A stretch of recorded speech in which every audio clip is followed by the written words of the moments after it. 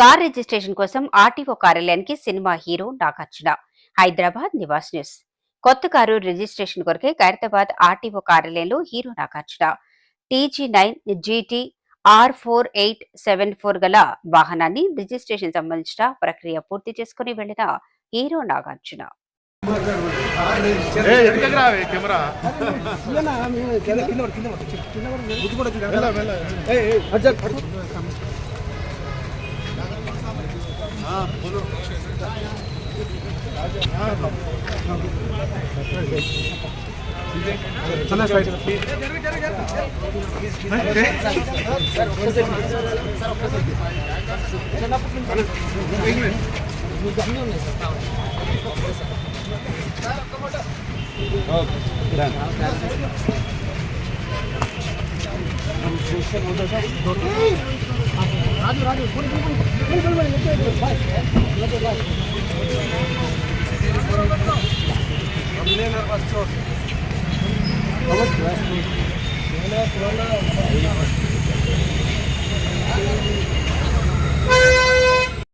హాస్టల్లో జరిగే వాటి వెనుక మాకు అనుమానాలు ఉన్నాయి.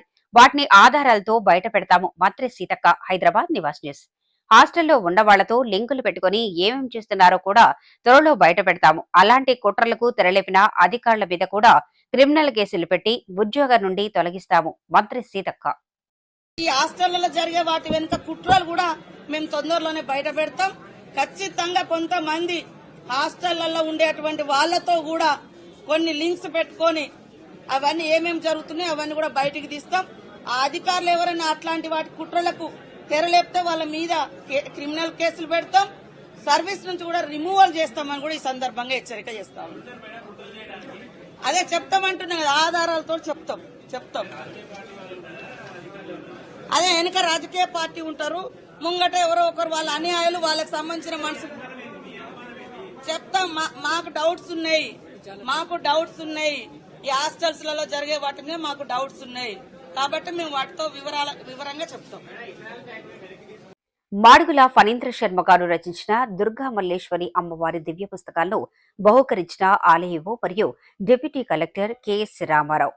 విజయవాడ గురువారం నవంబర్ 28న Nivas news channel chairman Prakash Jadhav, S news state incharge Thotapalli Muralikrishna, SC ST BC minority నిరుద్యోగ సంక్షేమ సంఘం రాష్ట్ర ప్రధాన కార్యదర్శి తోటపల్లి తిరుపతిరావు, BVB9 రిపోర్టర్ మరియు ఆసియం న్యూస్ రాష్ట్ర ఇన్ఛార్జ్ మల్లిపాక రామకృష్ణులకు మర్యాదపూర్వకంగా అమ్మవారి దివ్య గ్రంథాలను వీరికి సమర్పించారు. ఖమ్మం గురుకుల హాస్టల్లో గ్యాంగ్ వార్. ఖమ్మం నగరంలోని ఎస్సీ సంక్షేమ హాస్టల్లో సీనియర్ జూనియర్ల మధ్య ఘర్షణ. ఖమ్మం నివాస్ న్యూస్. ఖమ్మం జిల్లాలో బుధవారం రాత్రి మద్యం తాగి వచ్చాడని జూనియర్ వేణును హాస్టల్లోకి అనుమతించని సీనియర్లు.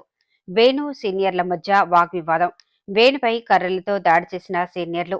తన స్వగ్రామం కొండకుడిమ వెళ్లి ఫ్రెండ్స్తో కలిసి ఉదయం హాస్టల్కు వచ్చిన వేణు ఘటనపై విచారణ చేస్తున్న పోలీసులు.